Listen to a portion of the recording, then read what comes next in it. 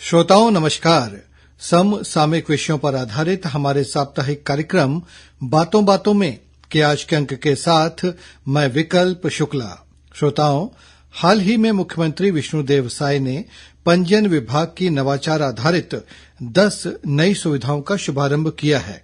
इनमें आधार आधारित प्रमाणीकरण, ऑनलाइन सर्च और डाउनलोड, कैशलेस भुगतान, डिजी लॉकर, व्हाट्सएप नोटिफिकेशन, घर बैठे रजिस्ट्री, डिजी डॉक्यूमेंट, स्वतः नामांतरण जैसी तकनीकी सेवाएं शामिल हैं। इनके बारे में और विस्तार से बात करने के लिए आज हमारे साथ हैं राज्य शासन के वाणिज्यिक कर पंजीयन विभाग की सचिव अलरमेल मंगई डी। मैम नमस्कार। आकाशवाणी समाचार के इस विशेष कार्यक्रम में हम आपका हार्दिक स्वागत करते हैं। नमस्कार। मैम, सबसे पहले हम ये जानना चाहते हैं कि अभी हाल ही में मुख्यमंत्री जी ने राज्य शासन की जो पंजीयन प्रक्रिया को आसान बनाने के लिए 10 नई व्यवस्थाएं लागू की हैं, जिन्हें बड़ा क्रांतिकारी कदम माना जा रहा है। तो सबसे पहले हम ये जानना चाहते हैं कि वो 10 क्या नई व्यवस्थाएं हैं, क्या नए कदम हैं जिनसे लोगों को अब पंजीयन के दौरान आसानी होगी। जी, आप जानते हैं शनिवार को अपने प्रदेश में बहुत बड़ा हमने कार्यक्रम किए थे, जिसमें एक हम पंजीयन विभाग की तरफ से बहुत बड़ा सुविधाजनक मतलब लोगों को सुविधा पहुंचवाने के लिए हमने बहुत सारे क्रांतियां रिफॉर्म्स हमने लाए हैं। उसमें ये है कि आम जनता को सरल प्रक्रिया में और सुरक्षित तौर पे अपने जो भी जमीन या जो भी एसेट होगा उसको पंजीयन कराने के लिए हमने ये 10 रिफॉर्म्स लाए हैं। सबसे पहला रिफॉर्म ये है कि रजिस्ट्री में अगर किसी को भी रजिस्ट्री करने जाना है तो रजिस्ट्री में आधार का आइडेंटिफिकेशन नहीं होता था, अभी आधार आइडेंटिफिकेशन होगा। और इसका मतलब ये है कि कोई भी फर्जी रजिस्ट्री इसके बाद नहीं होगी। जो वास्तविक व्यक्ति है वही उन्हीं के नाम से ही रजिस्ट्री कर सकते हैं। तो आधार से लिंक कर दिए हैं, आधार से वेरिफिकेशन के बाद ही रजिस्ट्री होगी। सेकेंड बहुत महत्वपूर्ण रिफॉर्म्स बोल सकते हैं कि ऑनलाइन सर्च एंड डाउनलोड।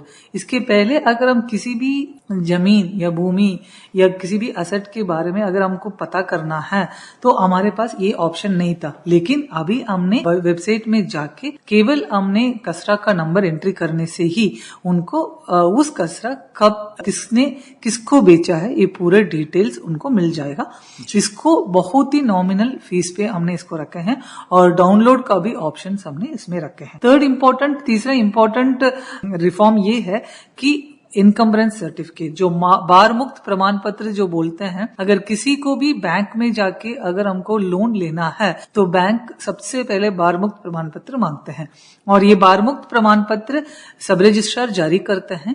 अगर उस जमीन के पीछे जितने भी अगर किसने किससे खरीदा है, ये सरकारी जमीन तो नहीं है और इस पहले ने की किस जमीन पे किसी ने लोन तो नहीं लिए हैं, ये पूरा डिटेल्स को फिजिकली वेरीफाई करके वो पंजीयक इसको जारी करते थे। अभी हमने घर में बैठ के ही इसको अप्लाई करेंगे तो अप्लाई करने के बाद वो डिजिटली इसको सब रजिस्ट्रार जारी कर देंगे। इसको भी हमने बहुत नॉमिनल फीस हमने रखा। और चौथा बहुत इंपॉर्टेंट हमने जो रिफॉर्म्स लाए हैं, ये बहुत ही महत्वपूर्ण रिफॉर्म्स है कि जो है कि अभी क्या होता था, अगर हमको रजिस्ट्री कराना है तो हम स्टैंप ड्यूटी भी पटाते हैं और रजिस्ट्रेशन फीस भी पटाते हैं। स्टैंप ड्यूटी के लिए हमने ई स्टैम्प्स पहले लागू कर दिए हैं, जो भी स्टैंप वेंडर है उनके पास पैसा पटाते हैं और रजिस्ट्रेशन फीस हम रजिस्ट्रेशन ऑफिस में हम पटाते। 2 अलग अलग जगह पे हम करते थे, अभी हमने एक ही जगह पे, वो भी घर में बैठे हुए, हम स्टैंप को भी हम ऑनलाइन में पेमेंट कर सकते हैं और रजिस्ट्रेशन फीस में भी ऑनलाइन पेमेंट कर सकते हैं। किसी के पास जाने की जरूरत ही नहीं है और ये पूरी तरह से कैशलेस हो गया। इसका मतलब है कि बैंक टू बैंक ये ट्रांजैक्शन हो गया है और इंटीग्रेट हो गया है और इसमें यूपीआई, डेबिट कार्ड, ये सारी चीजों में भी हमने इसको सुविधा दी है। और फिफ्थ इंपॉर्टेंट ये है कि व्हाट्सएप सेवाएं, आप सब जानते हैं आजकल व्हाट्सएप हर व्यक्ति यूज करने लगे। जिसके पास भी स्मार्टफोन है सब लोग व्हाट्सएप यूज करते हैं, क्योंकि किसी को भी अगर मैसेज करना है, जो भी कम्युनिकेशन है व्हाट्सएप में बहुत इजी हो जाता है। हमने इसीलिए कि अपना जो सेवाएं हैं, अगर किसी को रजिस्ट्रेशन में सब रजिस्ट्रार को बुकिंग अपॉइंटमेंट बुकिंग करना है या उनको रजिस्ट्रेशन का डीड लेना है, या अगर उस रजिस्ट्री ऑफिस से संबंधित कोई शिकायत हो उसको व्हाट्सएप में ही दर्ज कर सकते हैं। इसको भी हमने सेवाएं शुरू की हैं। और 6th इम्पोर्टेंट ये है कि डिजी लॉकर सेवाएं हैं। तो आप जानते हैं कि अपना कोई भी डॉक्यूमेंट है उसको केंद्र शासन के द्वारा डिजी लॉकर के माध्यम से अगर उसको हम सेव करते हैं, जैसे आधार या बच्चों को सीबीएसई का मैट्रिकुलेशन या मतलब सीबीएसई का या 12th बोर्ड का जो सर्टिफिकेट है वो भी आजकल डिजी लॉकर में ही जारी होता है। तो हमने भी जैसे रजिस्ट्रेशन डीड है उसको भी डिजी लॉकर के माध्यम से कराने के लिए हमने लिंक कर दिए हैं। अगर वो डिजी लॉकर से डाउनलोड करके लेंगे तो उसको सीधे सीधे जो ओरिजिनल डॉक्यूमेंट की मान्यता रहेगी। और 7th इम्पोर्टेंट ये है कि रजिस्ट्री दस्तावेज का स्वत निर्माण। इसका मतलब है कि अगर कोई भी दस्तावेज हमको बनाना है, हम डीड राइटर के पास जाते हैं, डीड राइटर के पास सारे डेटा देते हैं, उसके बाद वो बना के हमको देते हैं। हमको किसी के पास भी हमको जाने की जरूरत नहीं, इसीलिए हमने ऑटो डीड का एक फॉर्मेट हमने रखे हैं। अगर केवल हमने सिस्टम में जो वेबसाइट में खोल के हमने ऑटो डीड में अपने जो इन्फॉर्मेशन है वो दे देंगे, कसरा का डिटेल्स, एरिया का डिटेल्स और उसके जो बॉर्डर का जो डिटेल्स है उसके भी हम डिटेल्स पूरा दे देंगे। सीमांकन जी, उसका डिटेल्स पूरा हम दे देंगे तो उसके बाद वो खुद ही डीड जनरेट करके हमको दे देगा। उस डीड को हम सीधे रजिस्ट्रेशन कर सकते। और 8वां इंपॉर्टेंट रिफॉर्म ये है कि घर में बैठे हुए स्टाम्प सहित दस्तावेज का निर्माण। इसका मतलब है कि अगर हमको रजिस्ट्री करने का जाना है, किसी को भी फिजिकली रजिस्ट्रेशन ऑफिस जाना, अभी हमने ऐसे भी किए हैं कि हम घर में बैठे हुए वीडियो कॉन्फ्रेंस के माध्यम से सब रजिस्ट्रार के ऑफिस से जुड़ते हुए ही हम इसको रजिस्ट्रेशन कर सकते हैं। हम क्योंकि शुरुआत में बड़े ट्रांजैक्शंस हम नहीं कर रहे हैं, जैसे सेल डीड वगैरह अभी नहीं किए हैं। हम शुरुआत हमने जैसे मॉर्गेज डीड हो गया है या लीज डीड हो गया, ऐसे जो लो वैल्यू ट्रांजैक्शन से हम अभी शुरू कर रहे हैं। धीरे धीरे जाके अगर ये सक्सेसफुली रहेगा फिर हम आगे भी हम इसको ले जाएंगे। नेक्स्ट इंपॉर्टेंट रिफॉर्म ये है कि घर बैठे हमने स्टाम्प सहित दस्तावेज को निर्माण। इसका मतलब ये है कि जैसे फॉर एग्जांपल कुछ डॉक्यूमेंट्स ऐसे हैं कि जैसे हमको स्टैंप लगेगा लेकिन अगर उसकी रजिस्ट्रेशन की जरूरत नहीं है, अगर ऐसे डॉक्यूमेंट्स है जिसमें को भी हमने डिजिटलाइज कर दिए हैं, जो उन लोगों ने घर में बैठे हुए ही बिना कहीं किसी के भी जाके स्टैम्प वेंडर या किसी से भी जाने की जरूरत नहीं, घर पे बैठे हुए दस्तावेजों का वो जनरेट कर सकते हैं। जैसे एफिडेविट टाइप का है, वो एफिडेविट में स्टैंप लगता है लेकिन किसी से रजिस्ट्रेशन करने की जरूरत नहीं, वो हम एफिडेविट भी हम घर में ही डिजिटलाइज हम करा सकते। और लास्ट इंपॉर्टेंट पॉइंट ये है, ये बहुत बड़ा रिफॉर्म इसको माना जाएगा, ये तो माइलस्टोन हम कर सकते हैं रजिस्ट्रेशन की इसमें, कि ये है कि ऑटो म्यूटेशन। ऑटो म्यूटेशन का मतलब ये है कि स्वतः नामांतरण। अगर कोई भी जमीन या कोई भी बिल्डिंग या इसको अगर किसी ने हमने सेल की है, सेल करने के बाद उस राजस्व अभिलेख में उसको सुधार करने के लिए हमको रेवेन्यू ऑफिस जाना पड़ता है, तहसीलदार ऑफिस में, वहां जाके अप्लाई करना पड़ता है। फिर उस प्रक्रिया के बाद उसमें राजस्व अभिलेखों में दर्ज होता है, जो भी क्रेता है उनका नाम दर्ज होता है। अभी हमने ये कर दिए हैं कि जैसे रजिस्ट्री हो जाएगा, रजिस्ट्री डीड को देंगे उसी समय हम उनको राजस्व अभिलेखों, क्योंकि राजस्व विभाग का जो भी है ऑनलाइन डिजिटल प्लेटफॉर्म है, वो अपना NGDRS जो प्लेटफॉर्म है, जो डिजिटल प्लेटफॉर्म है जिसमें पंजीयन होता है, दोनों डिजिटल प्लेटफॉर्मों को हमने इंटीग्रेट होने के कारण जैसे यहाँ रजिस्ट्री होगा, रजिस्ट्री के बेस में जो नामांतरण होगा वो ऑटोमेटिकली हो जाएगा। जो भी बायर है, जो क्रेता है, उनको तत्काल उनको दस्तावेज भी मिल जाएगा। ये बहुत बड़े लेवल पे ये लोगों के लिए सुविधाजनक होगा, क्योंकि लोगों को हमको सरकारी ऑफिस जाने की जरूरत नहीं है, क्योंकि ये सीधे सीधे आम जनता से जुड़ा हुआ है। आम जनता को बहुत सरल प्रक्रिया में रजिस्ट्री भी कर सकते हैं और उसको नामांतरण भी हो जाता है साथ साथ। मैडम, आपने बड़े विस्तार समय जो 10 क्रांतिकारी कदम हैं लोगों के आसानी के लिए पंजीयन से संबंधित, उनके बारे में बताया।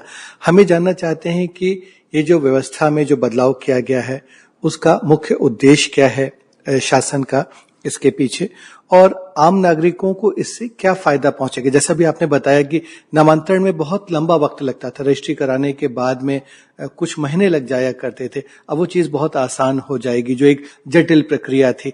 इस तरह से लोगों को क्या फायदा होगा और इसके पीछे ऑब्जेक्टिव क्या है, सरकार का उद्देश्य क्या है?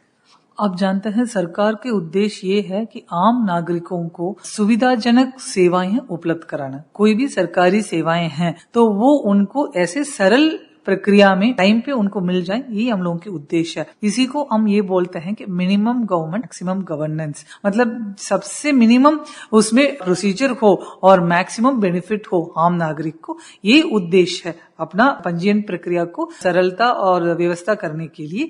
और इसमें आम नागरिकों को फायदा क्या होगा, ये बहुत बड़ा फायदा होगा। किसी को भी अगर रजिस्ट्री ऑफिस जाना है या किसी को भी तहसीलदार ऑफिस जाना, उस दिन उनका काम छोड़ के, उनको बाकी कोई काम छोड़ के उनको वहीं जाना पड़ेगा। ये सारे चीजों से उनको मुक्त हो जाएंगे। घर पे बैठे हुए अपने सामने जो सिस्टम है, सिस्टम में बैठे हुए सारी प्रक्रिया उनको कम हो जाएगा। इसीलिए किसी के पास किसी भी दफ्तर में उनको जाने की जरूरत नहीं है। ये बहुत सुविधाजनक है। एक बात और मैडम, जैसे ये जो नई व्यवस्थाएं हैं, जो ये कदम है, इनके लागू होने से क्या जो भ्रष्टाचार होता है या कभी कभी रजिस्ट्री में कुछ गड़बड़ियां भी सामने आती हैं, कुछ लोग मिलकर अधिकारियों के साथ में कभी शासन की जमीन को या किसी दूसरे की जमीन को, एक ही जमीन की दो बार रजिस्ट्री, तीन बार रजिस्ट्री हो जाया करती थी, तो क्या इस तरह की गड़बड़ियों और भ्रष्टाचार पर भी रोक लगेगी?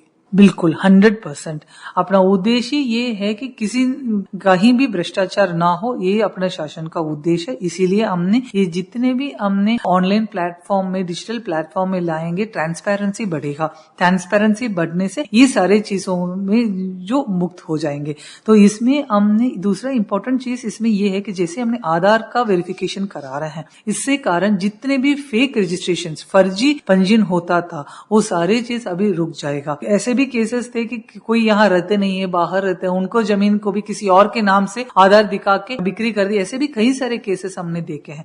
ये सारे केसेस अभी रुक जाएगा। जिसके नाम से जमीन है वही खुद उसको बेच सकते हैं, वही खुद खरीद सकते हैं। इसीलिए हमने आधार के साथ इसको हमने लिंक करके वेरिफिकेशन करा रहे हैं। ऑफ कोर्स इसमें कोई डाउट नहीं है कि इसमें एकदम भ्रष्टाचार एकदम इसमें मिट जाएगा। एक बात और है मैडम कि जैसे ये जो नई व्यवस्था है, इसमें जैसा आपने बताया कि पारदर्शिता के लिए, ट्रांसपेरेंसी के लिए और प्रक्रिया में तेजी लाने के लिए इसमें जो प्रौद्योगिकी है, जो आईटी है, सूचना प्रौद्योगिकी, डिजिटल का काफी इस्तेमाल हो रहा है। लेकिन कई लोग ऐसे हैं ग्रामीण क्षेत्र में रहने वाले, या कई लोग ऐसे हैं जो डिजिटल प्रौद्योगिकी से उतने अभ्यस्त नहीं है, उतने परिचित नहीं है। तो क्या उनको कठिनाई तो नहीं जाएगी, या उनकी सुविधा के लिए किस तरह से होगा, वो आसानी से कैसे कर सकें? बिल्कुल, हमने ये भी कोशिश किए हैं कि किसी को भी अगर आप एकदम सही सवाल पूछें, जो टेक्नोलॉजिकली अपडेटेड है, जिसको कंप्यूटर चलाना आता है, वो इसको इजीली कर सकते हैं। जो अपडेटेड नहीं है उनको भी कोई दिक्कत नहीं है। उनको भी इसमें, जैसे मैंने बता दी हूँ कि स्टैम्प वेंडर्स है, तो उनको स्टैम्प वेंडर के पास जाएंगे तो भी उनको इजीली वो स्टैम्प ड्यूटी का पेमेंट हो जाता है।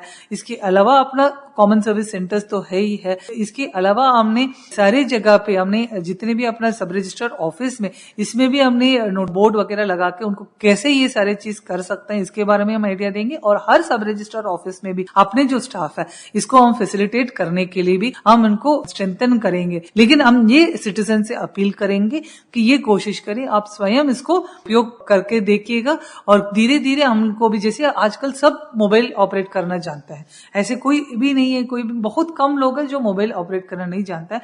ऐसे धीरे धीरे जाके हम इसको आगे हम ये करा सकते हैं कि जिसको अगर टेक्नोलॉजिकली इसमें दिक्कत हो रहा है, उनको हम जरूर अपने ऑफिस के लोग हेल्प कर भी सकते हैं।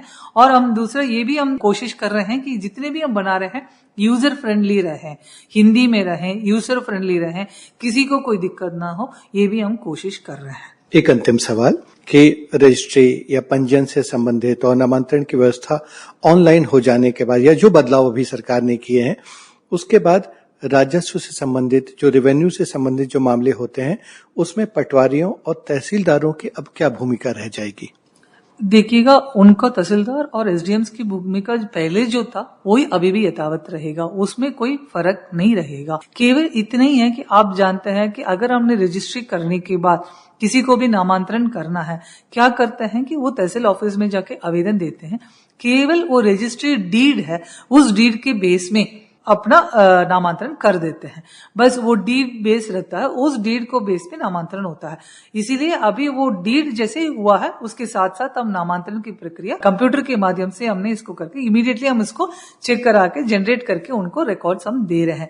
नामांतरण जो रजिस्ट्री के अलावा भी अगर किसी कारण से हो रहा है या बंटवारा हो रहा है या किसी और चीज है, वो सारे चीज यथावत जो तहसील ऑफिस, जो एसडीएम ऑफिस में, वो उसमें चलते रहेगा। जो रजिस्ट्रेशन डीड के बेस में जो नामांतरण होगा वही बस रजिस्ट्री के साथ साथ हम इसको दे रहे हैं। बाकी उनका तहसीलदार और पटवारी का भूमिका पहले जैसे होता था वैसे ही रहेगा, उसमें कोई फर्क। हमने रजिस्ट्रेशन के बाद जो नामांतरण के लिए हम तहसीलदार ऑफिस जाते थे उसकी जाने की अभी कोई जरूरत नहीं है। आप जैसे रजिस्ट्रेशन हो जाएगा आपको नकल जो है राजस्व अभिलेखों का नकल आपके साथ हाथ में मिल जाएगा। मैडम, आपने बहुत ही हमें आसान लफ्जों में और बहुत विस्तार से इस पूरी प्रक्रिया में जो बदलाव हुआ है उसकी जानकारी दी और हम आकाशवाणी की ओर से, अपने श्रोताओं की ओर से आपका हार्दिक आभार व्यक्त करते हैं। बहुत बहुत धन्यवाद। तो श्रोताओं, इसी के साथ हमारा ये कार्यक्रम अब संपन्न होता है। अगले हफ्ते एक नए विषय के साथ हम फिर हाजिर होंगे। अब हम आपसे विदा लेते हैं। नमस्कार।